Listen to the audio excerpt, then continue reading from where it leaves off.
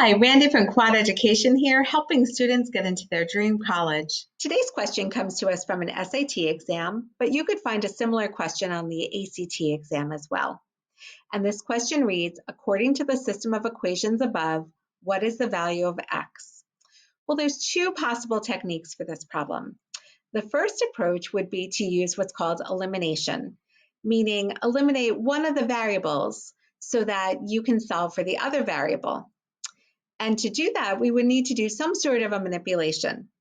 So for example, if we look at the top equation, we could multiply that by a -2 so that when we add the two equations together, our y's cancel out. Let me show you what that would look like. If we multiply this entire equation by a -2, we would have -2x minus 2y equals a positive 18. Then we leave our second equation as is, x plus 2y equals a -25. And now when we add those two equations together, a -2x plus x is just a -x. Our y's cancel out because a -2y and a positive 2y would equal 0. And 18 and a -25 equals a -7. When we divide out a -1 from both sides, we find that our x is equal to 7. Okay, so now that's one technique. The second technique would be to use substitution. Solve for one of the variables and substitute it into the second equation.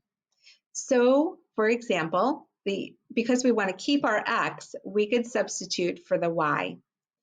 If we were to solve for the y in the top equation, we would have x plus y equals a -9. We would subtract x from both sides, and that would give us a y is equal to a -9 minus x.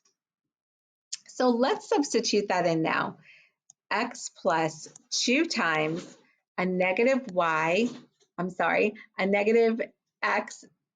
Let's try that one more time. X plus 2 times a -9 minus x is equal to a -25. So now we would have x, positive 2 times -9 is minus 18, and a positive 2 times -x, we're distributing that 2, minus 2x equals a -25. Now we combine our like terms, and we have a positive x and a -2x. That just gives us a -x. Minus 18 is equal to a -25.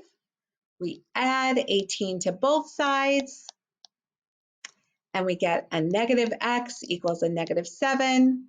And once again, we divide out a -1, and we come to the same answer, which is x is equal to 7.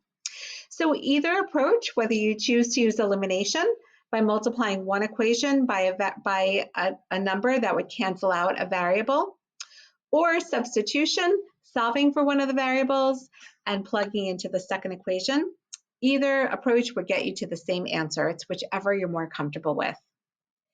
Now, along those same lines, sometimes there's an easier approach.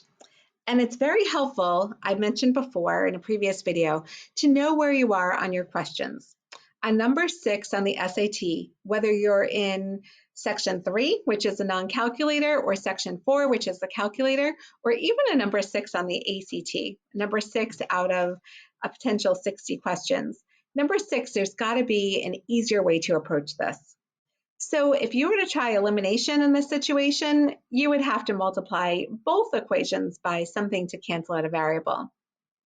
If you were to try substitution, that's going to involve a lot as well. And being that this is a number 6, there's got to be an easier way. So if we just took a look at this equation and we just tried something, let's just try to add it as is. What we would get is, I'm just grabbing my pen, we would have 2x plus 3x, which would give you a 5x. A -3y and a -2y gives you a -5y. And a -14 and a -6 give you a -20. Now, if you notice, our 5 and our 5 and our 20 are all divisible by 5. So we can extract or factor out of 5. Now, when we do that, what we would get is 5 divided by 5 is just x, and negative 5 divided by 5 is just y, and that would equal negative 20 divided by 5, which is 4. And the question is, what is the value of x minus y? So x minus y is simply, oops, I left out my negative, a negative 4. Okay, so even though we could have done substitution, we could have done elimination, knowing that we're only on a number 6, this question had to be a little bit simpler. So we just added them together and we saw a pattern there. We saw that they were both divisible by 5, and that helped us solve our problem a lot easier. Thanks for watching, and don't forget to subscribe to our channel for more videos on tackling SAT and ACT concepts. Bye for now.